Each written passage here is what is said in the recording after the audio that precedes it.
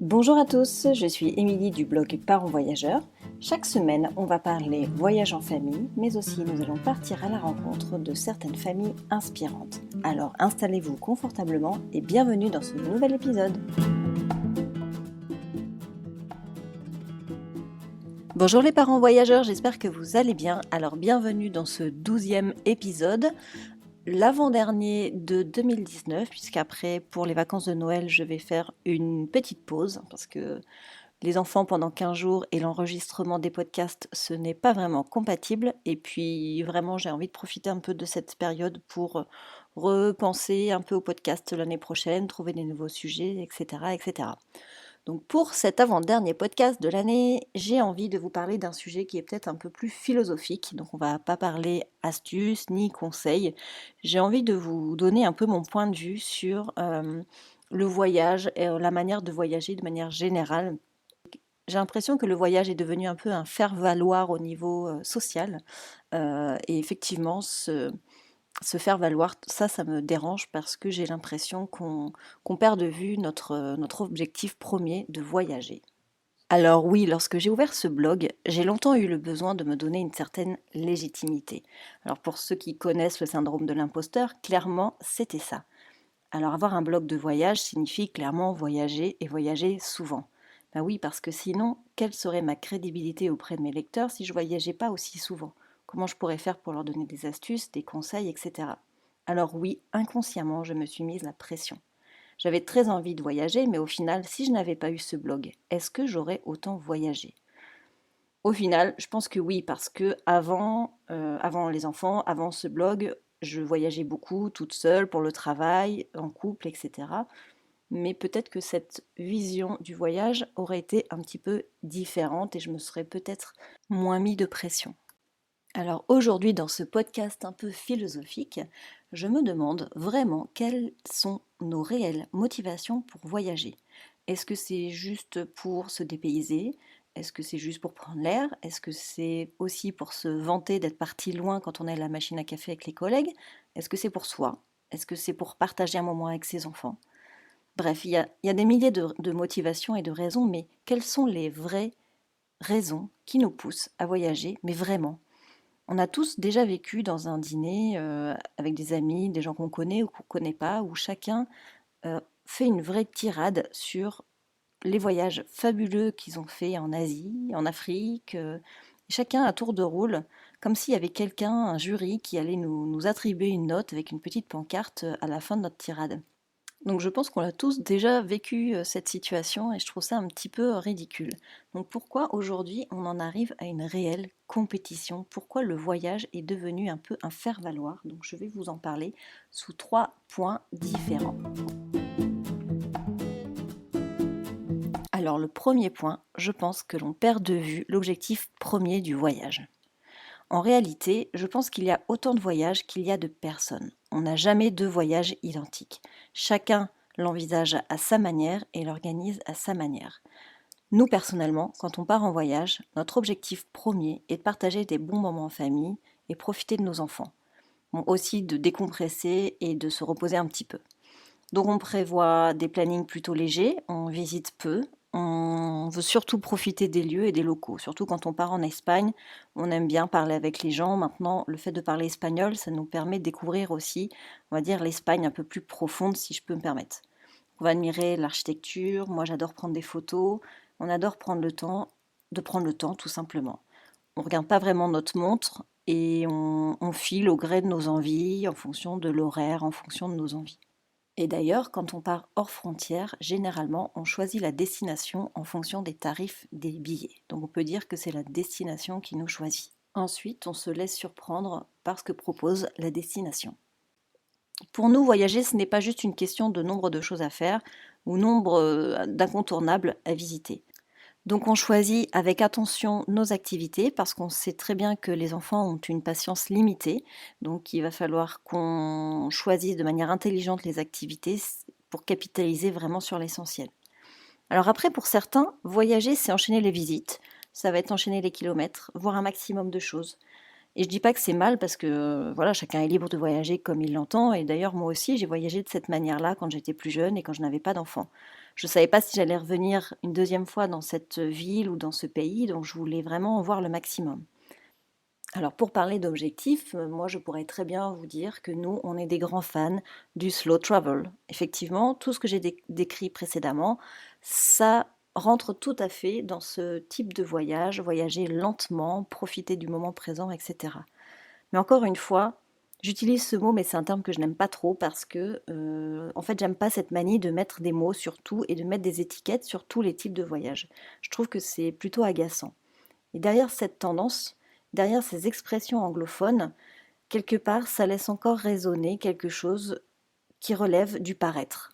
Pourquoi on doit se vanter, pourquoi on doit mettre des étiquettes sur le fait de voyager en mode slow travel ou voyager rapidement? Et d'ailleurs, pourquoi doit-on rougir du fait de je préfère voyager rapidement et, voyager, et visiter un maximum de choses? Comme on le sait, la mode se démode, donc aujourd'hui on sait du slow travel, c'est tendance, peut-être que demain ce sera has-been. Mais je pense qu'on devrait se poser juste 2 secondes et se demander en réalité pourquoi on voyage, pourquoi on choisit cette destination, quel est l'objectif de ce voyage. Donc ça peut être avec les enfants ou sans enfants d'ailleurs. Alors évidemment, prendre du recul sur le paraître, prendre du recul sur ce que les autres vont penser, prendre du recul sur les destinations qui sont à la mode et vraiment se concentrer sur autre chose. Pourquoi on veut aller là-bas? Qu'est-ce qu'on va y trouver? Quelles valeurs véhicule ce pays, par exemple? Et essayer de se poser d'autres questions qui sont vraiment beaucoup plus profondes que juste la photo Instagram que vous allez en retirer et que vous allez poster sur les réseaux sociaux. Alors le deuxième point, je voudrais vous parler de la distance. Parce que la distance, ce n'est pas ce qui compte réellement dans le voyage. Alors si on reste cohérent avec notre premier point, finalement, on voit bien que la distance ne sera pas forcément un moteur du choix de la destination. Alors effectivement, si notre objectif est bien de passer du temps qualitatif avec nos enfants, alors pourquoi aller en Indonésie finalement? En revanche, pour la recherche d'un vrai dépaysement, découvrir une vraie autre culture, rien ne vaut un saut en dehors de nos frontières. Bref, tout ce que je veux dire par là, c'est que pour trouver satisfaction dans notre voyage, cela nécessite pas forcément de partir loin et longtemps, ça nécessite pas non plus de casser son PEL pour assouvir sa soif de voyage et de répondre à ses objectifs. En réalité, le voyage, il est partout pour celui qui veut bien le voir. D'ailleurs, vous avez probablement dû entendre, à la fois sur ce podcast, mais ailleurs sur d'autres blogs, on parle de micro-aventure. Et oui, c'est une nouvelle tendance, la micro-aventure, et elle rentre parfaitement dans cette idée que le voyage est partout. Alors la micro-aventure, encore une étiquette que l'on appose sur un type de voyage. Finalement, comme si on voulait valoriser les petits voyages. Mais finalement, pourquoi on doit mettre une étiquette sur les petits voyages? Parce que c'est moins cool de partir à 200 km de chez soi plutôt que de partir à Londres, aux Pays-Bas ou en Asie? C'est un peu étrange. Mais c'est vrai en fait finalement. Regardez, je vais vous prendre un exemple. Est-ce que c'est plus cool de dire bah ce week-end on s'est fait une micro-aventure avec les enfants au bord de la mer, c'était vraiment sympa. Ou alors, ce week-end on est allé se promener sur la plage de Berck. Bon, en fait j'exagère, je rigole un peu parce que j'affectionne particulièrement le nord, vous le savez. D'ailleurs, à Berck vous pouvez aller voir des phoques et c'est vraiment super sympa. Bref, pour revenir à notre histoire de micro-aventure, en fait, on joue sur les mots, on essaye de valoriser des petites aventures à travers des termes, alors qu'au final, on n'a pas du tout à rougir de partir en voyage ou en vacances à seulement 3 heures de chez soi. Et on n'a pas besoin d'étiquettes pour ça et pour se valoriser auprès des autres. Donc pour moi, il n'y a pas de compétition sur la distance. La distance, ça ne compte pas. Ce qui compte, c'est remplir vos objectifs et vous satisfaire et satisfaire vous et vos enfants. Il n'y a pas de petit ou de grand voyage, il y a juste un voyage. Point. Pas besoin de mettre des étiquettes, de mettre des qualificatifs ou des mots anglophones. Un voyage reste un voyage. Ce sera votre voyage et il sera unique, il sera parfait. Allez, je vous ai gardé le meilleur pour la fin. Je pense que le coupable de cette compétition, enfin les coupables, ce sont les réseaux sociaux. Et oui, effectivement, aujourd'hui, les réseaux sociaux ont pris une telle place dans notre vie que parfois, on se sent aussi un peu obligé de partager notre vie, on se sent obligé de poster des photos de nos voyages. D'ailleurs, il y a des gens qui postent jamais rien de toute l'année et qu'arrivé au moment des vacances, ils postent des photos de leur famille à la plage ou en terrasse en train de manger un bon repas, etc. Du coup, c'est très étrange. Pourquoi on a très envie de partager ce moment-là avec une communauté virtuelle? Pourquoi on n'envoie pas un message à nos amis proches en leur disant voilà, on est ici, on pense bien à vous, on profite du moment, c'est top, passez de bonnes vacances les amis, ciao. Non, pourquoi se sent-on obligé de partager ça sur les réseaux sociaux? Je pense que la quête des likes et des commentaires, quelque part, c'est une approbation de la réussite de nos vacances ou une approbation de la part des autres sur notre vie sociale. Je pense que finalement, c'est très malsain tout ça. C'est que aujourd'hui, on met en avant le fait qu'on passe des bons moments et c'est très bien et on est content pour vous. Mais à partir du moment où ça devient une compétition, où ça devient quelque part une récompense qu'on passe un bon moment, ben en fait, on le passe ce bon moment ou on passe son temps à se poser la question de ce que les autres pensent de nous et de notre voyage. Alors effectivement, partager ses escapades sur les réseaux sociaux, moi j'adore, je suis la première à partager nos expériences sur les réseaux sociaux.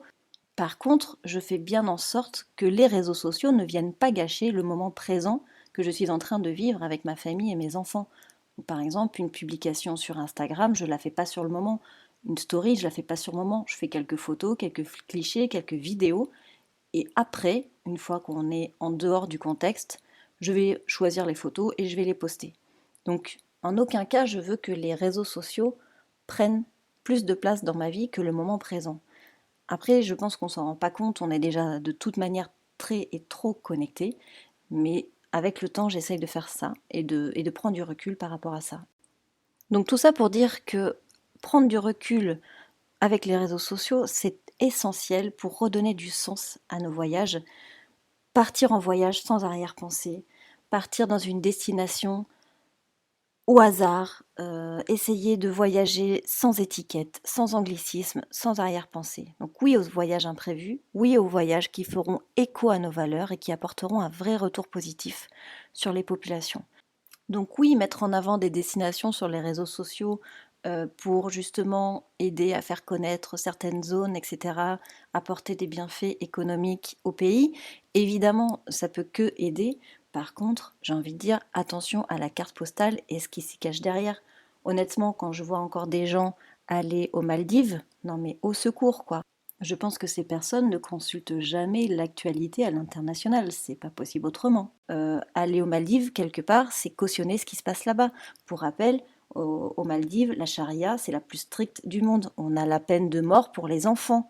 Donc aller là-bas, partager sur les réseaux sociaux ces clichés des Maldives, quelque part, c'est en faire la promotion. Faire la promotion des Maldives, pour moi, c'est faire la promotion de la politique qui se passe là-bas. Donc, pour moi, il y a effectivement partager ses vacances, se faire valoir, etc. Mais il y a aussi mettre en avant des destinations qui n'ont pas besoin d'être mises en avant. Donc, au-delà de la compétition et du cliché parfait, on est vraiment sur la responsabilité et l'éthique du voyageur et du voyage en tant que tel. Prendre du recul avec les réseaux sociaux, c'est aussi revenir à nous-mêmes, revenir à nos envies, à nos propres valeurs. Et je pense que ça pourrait être un super challenge sur 2020, c'est de partir en vacances, en vadrouille ou en escapade, sans jamais rien poster sur les réseaux sociaux, sans le partager à son entourage et garder ce précieux voyage dans un cocon intimiste qui est juste lié à la famille proche. Et je pense que ça peut être un vrai pas et un vrai challenge intéressant pour l'année prochaine. Voilà, c'est la fin de ce podcast. J'espère que ça vous a plu et que vous n'avez pas trouvé le sujet trop moralisateur. C'était vraiment pas du tout l'objectif. L'objectif, c'était vraiment juste de nous faire prendre un petit peu de recul par rapport à tout ça. J'ai vraiment l'impression qu'on est dans une machine, un peu dans une spirale infernale qui nous pousse à aller plus loin, plus vite, voir plus de choses. On est aussi dans une vie où on enjolive vraiment beaucoup la réalité, sans en montrer les failles. On montre souvent la photo de famille parfaite et j'en suis également coupable. Donc aujourd'hui, j'ai juste envie de dire que pour 2020, assumons le fait qu'il n'y ait aucun voyage parfait, que la déception soit parfois de la partie Et parce que oui, un enfant peut aussi faire vriller un voyage pour quelconque raison, mais au final, c'est pas grave, c'est pas ça le plus important. Le plus important, c'est de répondre à ses objectifs, d'être en phase avec soi-même. Et qui ressort gagnant de cette fameuse compétition, et au final, ce sera vous et vos enfants si vous partez en famille. Voilà, sur ces belles paroles très philosophiques, je vous souhaite une très très belle semaine et je vous donne rendez-vous la semaine prochaine pour un prochain interview. Et d'ici là, vous pouvez me laisser un petit commentaire ou une note sur la plateforme d'écoute de votre choix. Cela m'aide énormément à gagner en visibilité. Voilà, je vous remercie. À mercredi prochain. Ciao ciao.